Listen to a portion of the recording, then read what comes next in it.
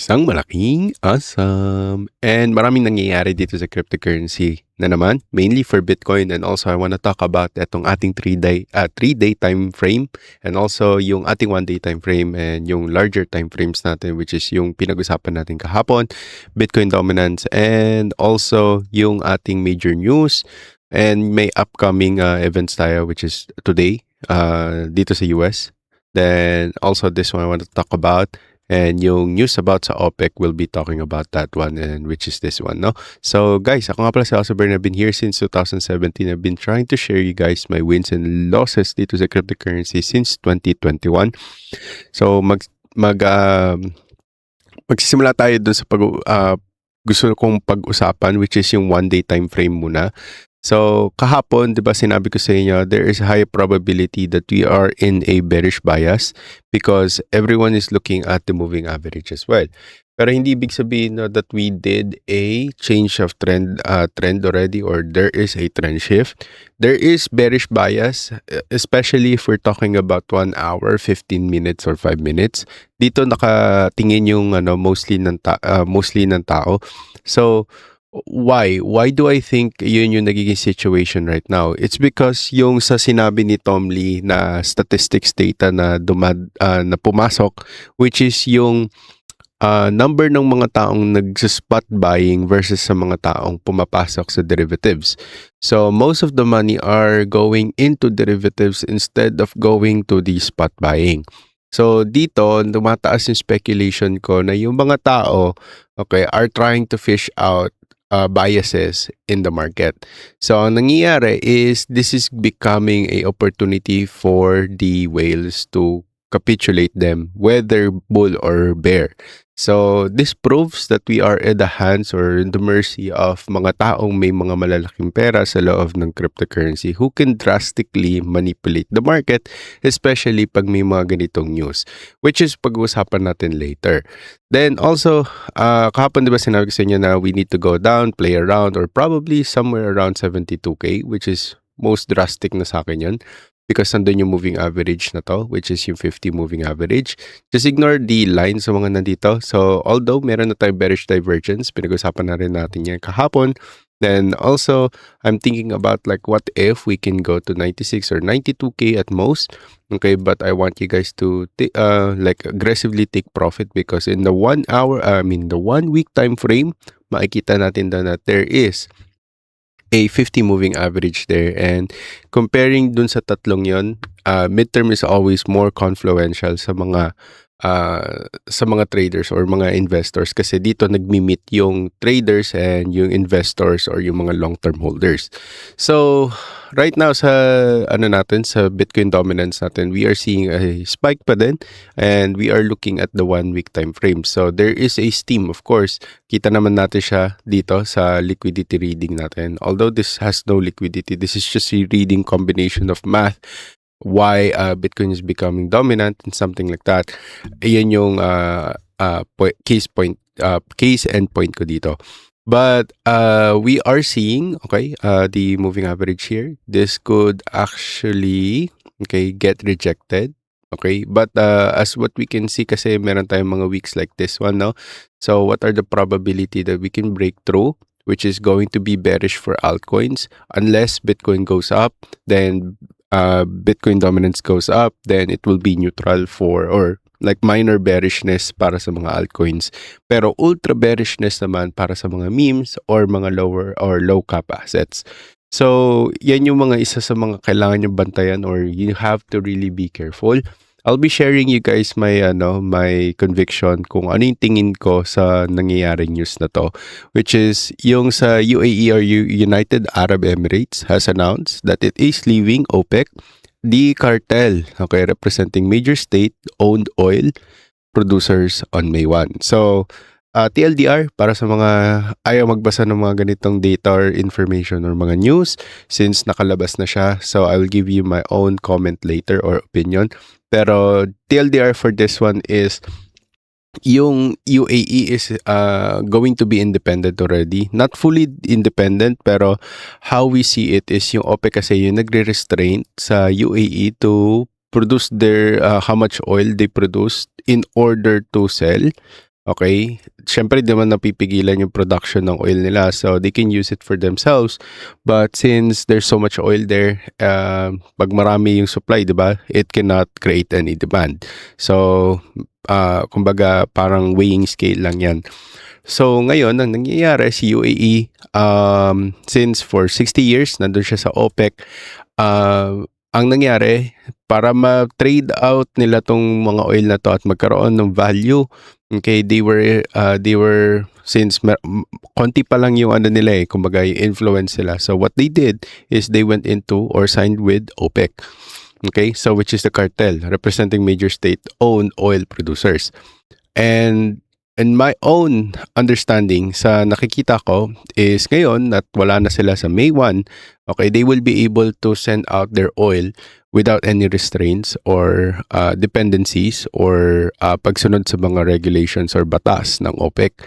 And they will be able to send out oil already to whomever will be more profitable. So sabi natin, sige, si China, okay, is trying to do exchanges with UAE through yuan and cryptocurrency. Parang ganun yung nagiging talks dito. That's why there is somehow minor bullishness that is happening here on this news, but also bearishness to the point kasi pwedeng tumaas yung prices ng oil at the moment kasi pagpipilian pa lang ni UAE kung sino ibibigay o kanino ibibigay yung oil. So I think this is like part of the plan of Trump, but this is going to capitulate the whole market for 6 months again. Okay, kung maging successful na ang plano ni Trump is i-drain talaga lahat ng oil na kaya i-produce ng UAE at mali yung maging steps ni UAE or nung mga massive oil producers.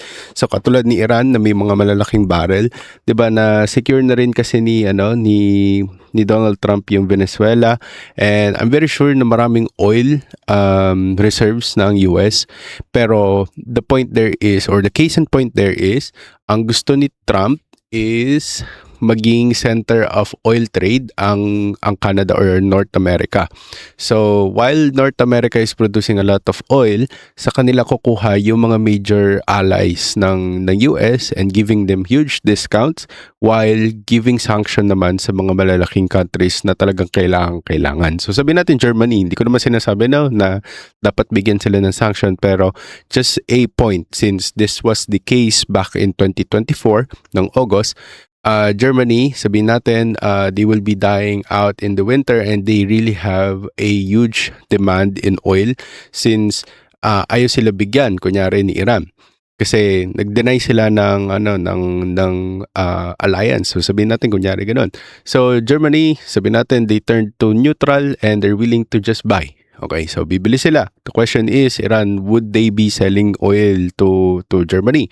Or would Russia be willing to donate? Or would be Russia this kind of evil na ika-cut off yung oil reserves nila?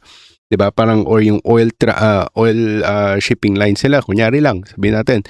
That's when United States will be stepping in and buying out some alliance through barter changes. So kasi 'di ba si Germany, marami naman talaga siyang resources pa rin naman at kilala ang Germany when it comes to really good and quality parang manufacturing ng mga malalaking machineries. Parang ganun yung nakikita ko dito. So although this is not part of the news, I'm just giving you my own side kung paano ko tignan yung nangyayari dito. And that is the reason why I really think it's going to capitulate the whole 6 months for the 2026. Okay, so sabihin natin yung remaining 3 months, dun pa lang talaga tayo magre-recover. So sabihin natin give and take, that's gonna be October, November, December, or probably November pa lang talaga tayo babangon because nandun na talaga yung move ng market. Kumbaga, ina-expect na rin ng tao na yung October is going to be a fake bull, okay? Pero meron din ako mga predictions na by September or August, baka doon na magsimula. Then, madali na naman tayo. Tapos, mawalan na talaga tayo ng pag-asa na na bumangon tsaka lang talaga tayo babangon. So dito, pumasok na rin yung topic na babalik na rin ba yung tariffs.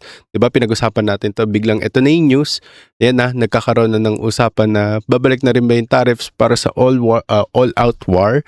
Hindi physical war, but tariff wars, oil wars, finance war, banking wars, cryptocurrency wars, and AI wars, etc., etc., etc. Kahit yung mga microchip and quantum computing wars, etc., it's already happening, no? So medyo hindi siya na-news, pero ito, biglang dumulas to sa utak ng mga crypto influencer, which is ito si Merlin. So hindi ko to fina-follow, pero I really don't like this person actually. Kung ako tatanungin, pero hindi naman ako bias, no, pag may mga ganitong news. Ang ganda lang ng sinabi niya dito. So but yeah, I think this is also a copy paste from a outlet just like sa Coin Bureau. I think doon niya kinuha to. Pero yeah, sinabi dito na they will be facing 100% tariffs para pahirapan lang sila kasi we are the number one consumptions, no, or consumers ng buong mundo, which is the United States. And who manufactures those consumptions is China. So kung walang magko-consume, walang mangyayari sa China. Parang ganun yung nagiging dating. And the reason why the economy is very well controlled by China is because of the balance of communistic approach and democratic approach, where everyone can still build their businesses but they have to really comply to the CCP. So ang nangyayari dito guys, isa pa, gusto ko lang i-share sa inyo na yung China, the reason why they have really good pricing, hindi tumataas ng mabilis yung presyo nila, etc., is because they are well versed when it comes to how to handle the economy in China, no? So kilalang kilala ng government yung way kung paano kikita yung buong China. So maging sa mga shipments and everything nila, maging sa mga parang road maps, etc., or yung mga yung kung saan dadaan yung mga truck for shipping or yung nila. So they are the masters of AI usage on how to be able to streamline almost everything sa buhay nila. So that's what US is lacking kasi US is just keep on consuming, no? But China is trying to starve themselves to keep themselves be more like keep on thinking, no? Mag-isip na kung ano yung pwedeng susunod na magiging nila, thing na pwede nilang i-double or to improve or to discover. So parang ganun. So that's what I think lost or yung nawala sa sa US, no? So moving forward guys, but I really think this is going to be also a massive news. Parang sinasakto din sa June, July, August yung mga mangyayari na to. Pero let's not assume yet. Okay, kasi hindi pa naman siya masyadong hitik. So ito, breaking news, Japan PM is actively engaging with Iran to secure safe passage for its vessel. From Coin Bureau din to. So through the Strait of Hormuz. So why this is very important? So I really think this is very important is because 'di ba dati pacify, nagkumbaga magaling lang mag-pacify si kumbaga sila hindi sila engaging sa war, hindi rin sila, ayaw din nilang napupunta sa controversial. Pero right then and there, when this woman actually set in, okay, as a prime minister, everything changed, okay, and everything is like moving backwards for Japan, to be honest, okay, but also there is a good and bad thing about that. Pero yeah, the case in point, yung pinag-uusapan natin dito is on this part, okay. Ang pinag-uusapan natin is yung yung step back niya away from the good relationship with the United States. Kung si China pinaparusahan dahil bumibili siya ng oil sa Iran, ito, kung nakikipag-deal siya sa Iran, what are the chances na parusahan din sila ng United States? Okay, so hindi ko alam.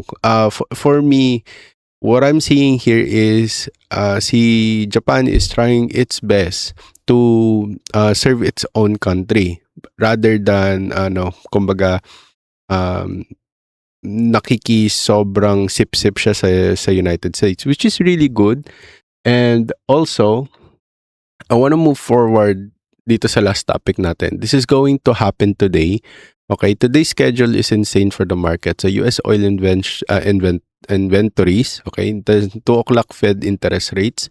So I'm very sure that there might be a slight chance na magkaroon ng interest rate, pero I'm still going to lean into dun sa topic na baka wala. Okay, neutral lang tayo dito for now. Okay, so hanggang sa may maging announcement, tsaka doon lang ako magbabago ng isip. Pero yun nga, dahil nga dito guys, hindi pa rin naman nagbabago kasi yung ano natin dito sa RSI dito.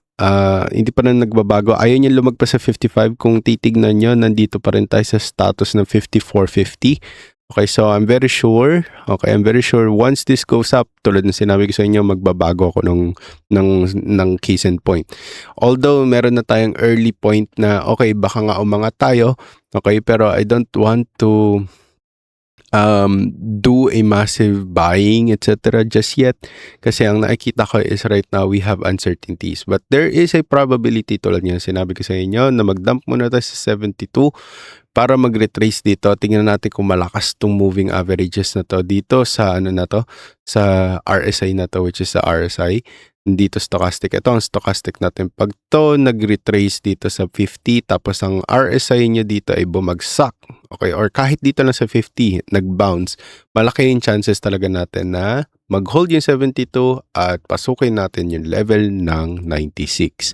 So yun lang muna guys. Maraming salamat sa mga patuloy na sumusuporta. Big shoutout sa mga nagre-replay ng video na ito. And again guys, chismis lang ang lahat ng yon. Kailangan nyo pa rin aralin, planuhin at kilusan ng sa gayon. Ang lahat ng to ay ating makamtan. At syempre, of course guys, stay awesome. Goodbye.